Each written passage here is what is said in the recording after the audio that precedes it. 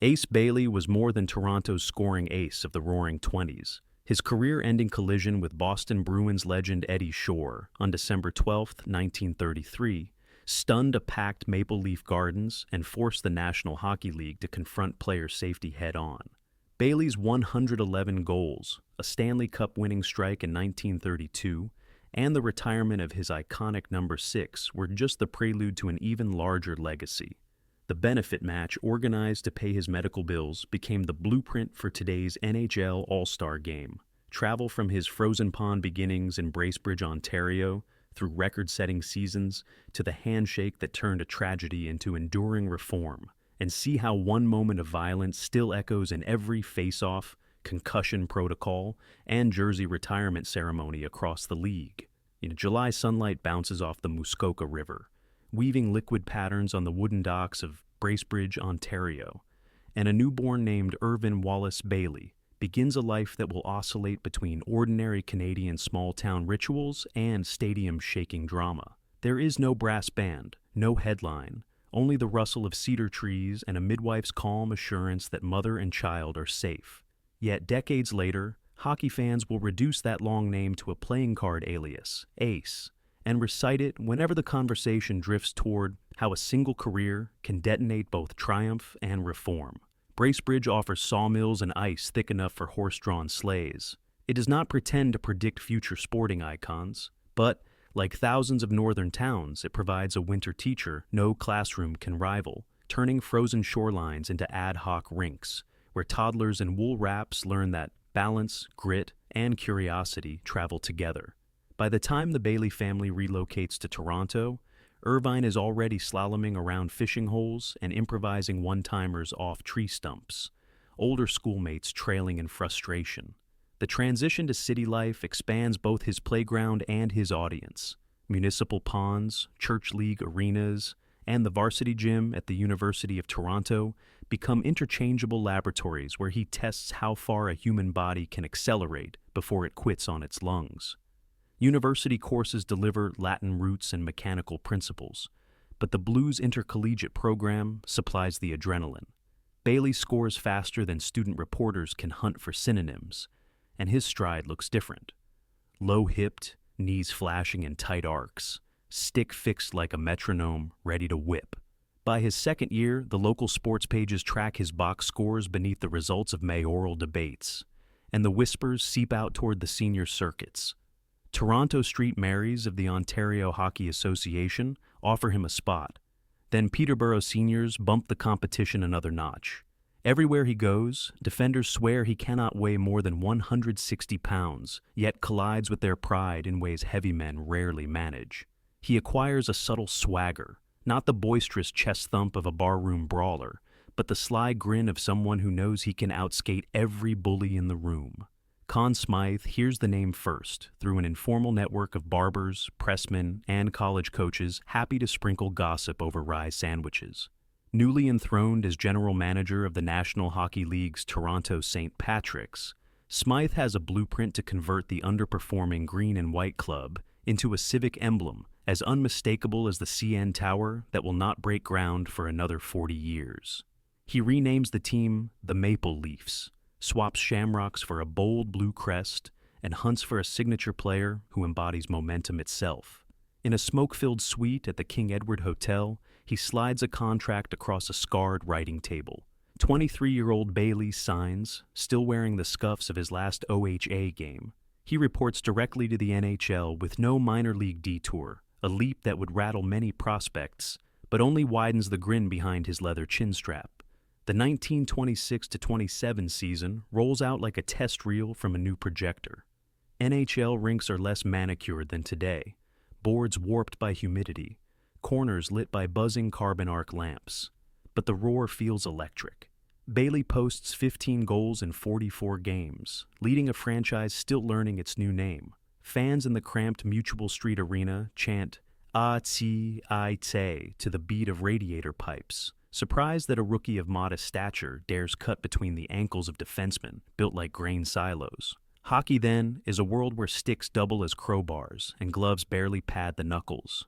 Intimidation is currency. Yet Bailey's evasive maneuvers short-circuit intimidation. Teammate King Clancy jokes that you can hear Bailey's skates carve two syllables, XQs, past slower opponents. 2 winters later, he detonates the stat sheet. In 1928 to 1929, the NHL still forbids forward passing in the offensive zone, meaning wingers must craft offense through individual rushes and banking passes off boards. Bailey masters that labyrinth, topping the league with 22 goals and adding 10 assists for 32 points. Numbers that loom larger when you account for defensive schemes that resemble rugby scrums. Only 5'3" goalie Roy "Shrimp" Warders blocks his path to the MVP Hart Trophy. Bailey shrugs off the near miss. The voting reveals something else important. His creativity ignites not just Toronto, but the entire league's imagination during an era darkened by stock market catastrophe. Breadlines lengthen outside city missions. Inside the arena, a rail-thin forward offers 90 minutes of escape, carving hope in tight figure eights, while brass bands struggle to drown the whistles of frigid winds. He refuses to plateau. The 1929-30 and 1930-31 campaigns add 43 more goals to his ledger, 3 consecutive 20-plus seasons unheard of in a 36-game calendar. Bailey shoots from the right circle with such a vicious snap that goaltenders track the blur like artillery officers watching tracer rounds. Newspapers begin composing nicknames, Comet, Blue Streak, though Ace remains the brand civilians adopt. Reporters note that, unlike many star forwards, he rarely flexes in goal celebrations. He resets on the bench humming jazz standards, tapping tape-wrapped fingers against the dasher board in syncopation. Meanwhile, Smythe's off-ice ambition materializes in steel and concrete. Maple Leaf Gardens rises on Carlton Street, a 9-month wonder built at blitz pace amid depression scarcity. Tickets sell out before the scaffoldings come down. When the Leafs christen the building in November 1931, Bailey gashes the Chicago Blackhawks for 2 assists, christening the scoreboard as well. That season unfolds under new head coach Dick Irvin, who loathes passengers and idolizes schemers. Bailey, once labeled a one-man breakaway, now adapts to a system that interlocks him with rookie Buzz Bowl and playmaking wizard Joe Primo. The trio braids short passes until defenses unravel. Playoff fate deposits them in the Stanley Cup final against the New York Rangers the next spring. Game 3, third period, clock haunting the Leafs at 5-4. Ranger attempts to clear the zone ricochet off Bailey's shin. He corrals the puck near the right hash, drags it across his body, snaps it top shelf, before goalie John Ross Roach finishes his slide. The goal secures a 6-4 win, sweeps the series, and delivers the first Stanley Cup of the Leafs era, all under the glitter of new chandeliers and political speeches about civic tonic in bleak times. Photos of Bailey hoisting the silver mug appear alongside front-page unemployment tallies. One suggests the Leafs won because they wanted the cup worse than Torontonians want steady wages. Gallows humor, but Bailey's grin counteracts the gloom. Hockey's narrative machine loves a meteoric ascent because it foreshadows either dynasty or disaster.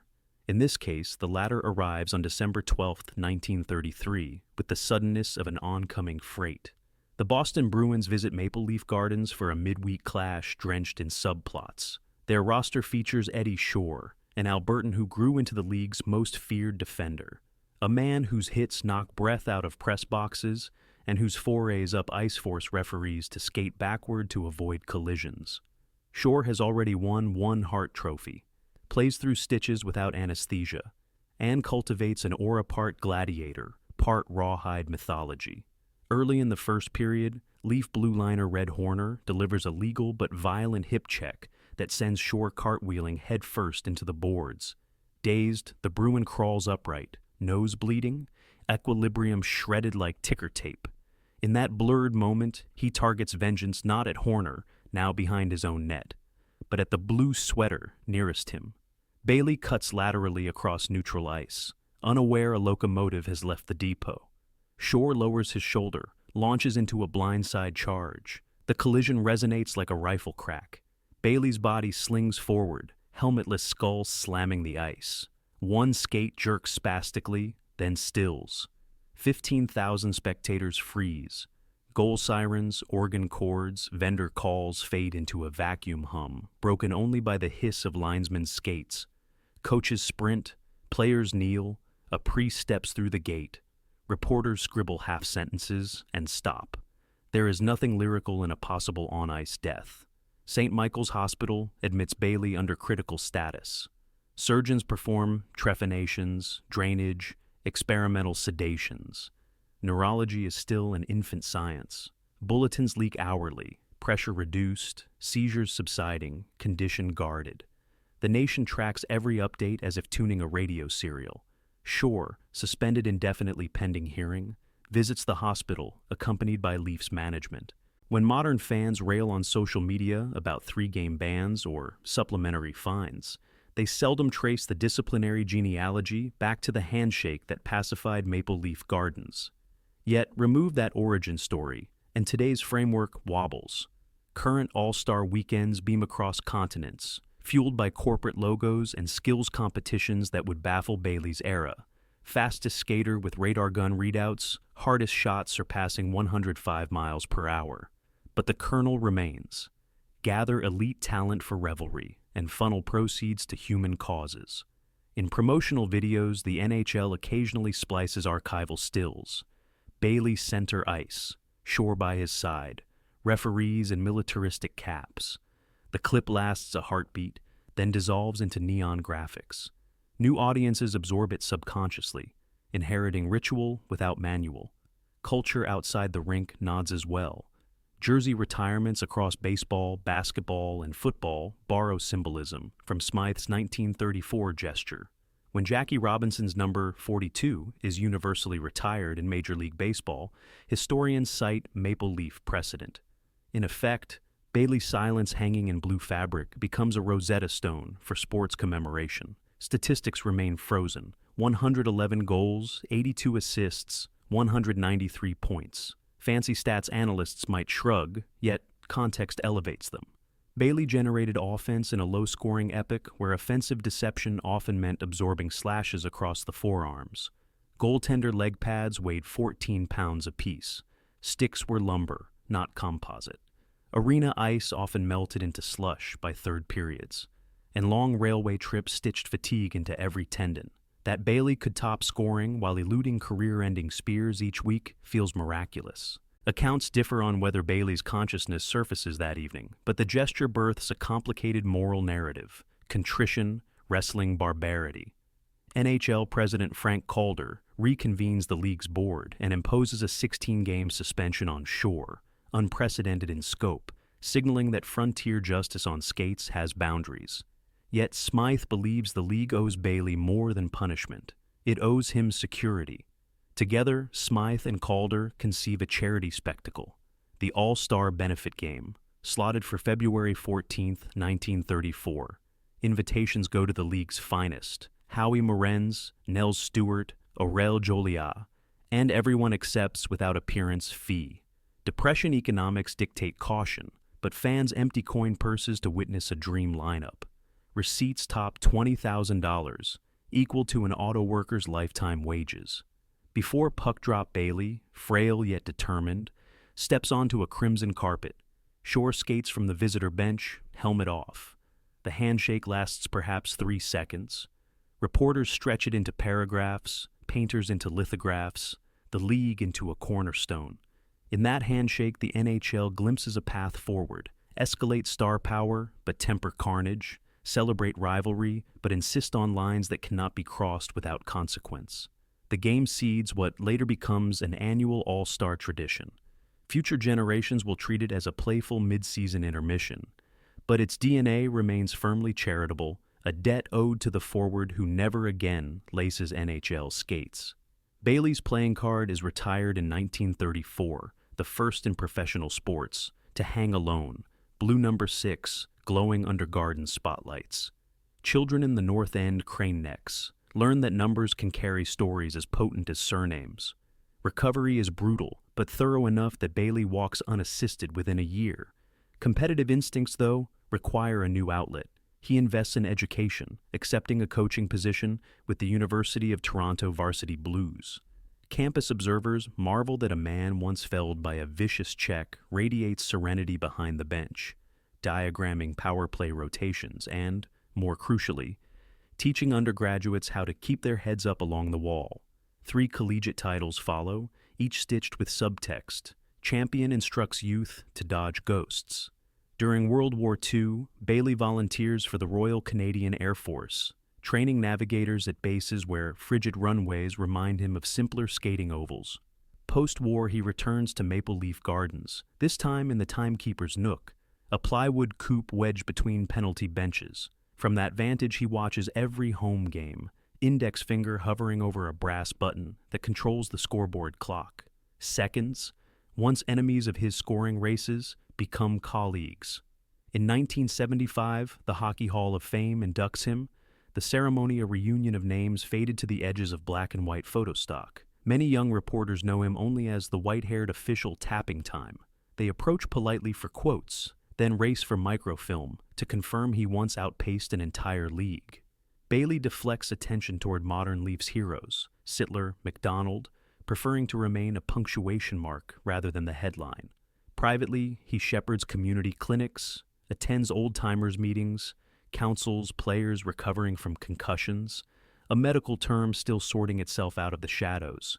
In interviews, he never lingers on 1933, summarizing the trauma in one spare line.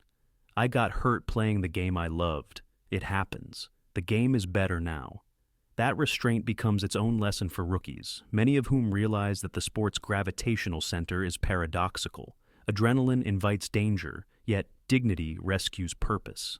April 1st, 1992. Maple Leaf Gardens hosts a ceremony re-retiring number 6, this time alongside modern banners. Bailey, 88, stands at center ice in suit and tartan tie, receives a standing ovation, waves with the same right wrist once wrapped in electrical tape. Days later, his lungs surrender to disease. He dies on April 7th as the Leafs prepare for a road trip. The scoreboard fades to black in his honor, and Maple Leaf Square fans tuck homemade signs into railings. Ace forever. Local newsprints frame his life not as a tragedy, but as a template. Talent meets calamity. Forgiveness meets legacy. The wider sport, meanwhile, has spent half a century living inside the ripples of that December hit. Helmets become mandatory in 1979, partly due to mounting injuries and partly due to administrators who grew up hearing the Bailey anecdote at breakfast tables. Rule 48 addressing illegal checks to the head passes in 2011. Its architects cite archival footage of devastating collisions, including the Shore hit. The Department of Player Safety emerges to calibrate suspensions. Video analysts study angles from every overhead camera, a luxury referees of 1933 never dreamt.